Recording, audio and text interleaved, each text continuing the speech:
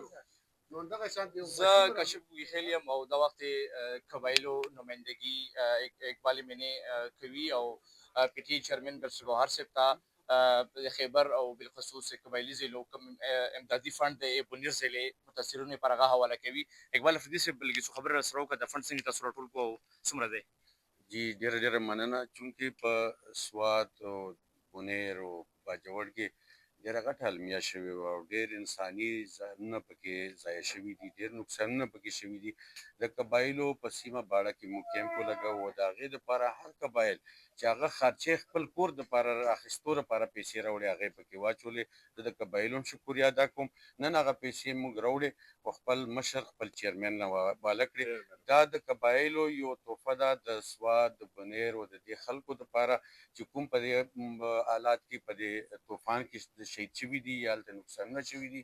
دا تحفه ده د هغوی دپاره او دا د مینې او د اخلاص اظهار دی د قبایلو د خلکو سره. چیرمن صاحب په کوم نظر ګورئ دې جذبې ته؟ سر په ډېر لوی نظر، په ډېر لوی مینه، په ډېر لوی محبت. موږ سره الفاظ نشته چې موږ د دې خلکو شکریه ادا کړو په کومه طریقه چې دا ټول خلک راغلي د خپلو وروڼو مدد یې کړی.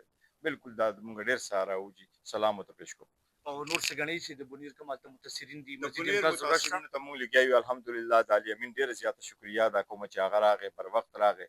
10 لکه روپۍ د یو مړي په روټین کې پیسې ورکوي. ما ورته ریکوست وکړو هغه د هغې نه 10 لکه کړي 15 لکه روپۍ د هر زخمي کړي د کورونو د دوکانونو د فصلونو د مویشي د ګاډو چې څومره خلک راغلي زموږ ټول وزرا راغلي دي، زراعت والا راغلی دی، اکسایز والا راغلی دی، 1122 والا راغلی چې هغې ډېر بهترین کار کړی، ایډمنسټریشن ډېر ښه کار کړی دی، پولیس ډېر ښه کار کړی دی. زه د پوج هم ډېره زیاته شکریه ادا کوم. 3 بټالین زموږ طرف ته راغلي، پوج بھرپور زموږ سره مدد کوي. د هغې سره کیناین ډاګز دي، هغه کیناین ډاګز زموږ اوس هیلپ کوي په ریکوري کې. زموږ سره 135 په دې وخت کې 134 میسنګ دي، 228 زموږ سره ډېډ دي. امید دی انشاءالله تعالی دا پروسه به موږ ډېر ژر کړو. د هر پاکستاني زه شکریه ادا کوم چې موږ ټولو سره هیلپ کړی دی. چیرمن صاحب عمر ایوب صاحب تاسو څه ویل غواړئ؟ بسم الله الرحمن الرحیم. دا ثانیه چې شوې ده خدای تعالی طرف نه یو شی راغلی دی، دا سیلاب یا فلش فلډ چې دی کې بالخصوص ملکند شو، بونیر شو، نور ځایونه زموږ شو، کوهستان کې شوی دی، ګلګت بلتستان، آزاد کشمیر په صوابۍ کې په دې ځایونو کې زموږ ډېر قیمتي خلک چې دی هغه شهید شو او کورنۍ چې دي هغه خراب شو پکې او پکې ماشومان، ښځې، میندې، خویندې، سړي، مشران، کشران هغه پکې شهیدان شو. سړی دعا کولی شي الله تعالی دې راتلون والے منزل یې هغو ته اسانه کړي او د هغو لواحقین ته دې خدای تعالی صبر ورکړي او کوشش پکار دی. او زه الیمین خان صاحب ته، بیرسټر ګوهر صاحب ته، خپل زموږ ټول وزرا چې دي کابینټ هغه پروینشل ګورنمنټ هغه هغو ته زه خراج تحسین وپېښ کوم چې یکدم بلې ورځ هلته ورسېده، امدادي ټیمونه مو ورسېده او مطلب مالي معاونت کول، فزیکل مطلب بلډوزر ایکسکیویټر یې نور شنو هم هغه ټول ورسېده، افواج دلته ورسېده. دا ټول کسان زه اپریشیټ کوم او دا چې 2005 کې زلزله چې راغلی وه هغې ورځو کې هم ما دا لیدلي وو چې پاکستان قوم چې دی خدای مکړه چې داسې چل کېږي ورورولي په جذبه کې ټول شی چې دی هغه خلک چې دی هغه راغونډېږي.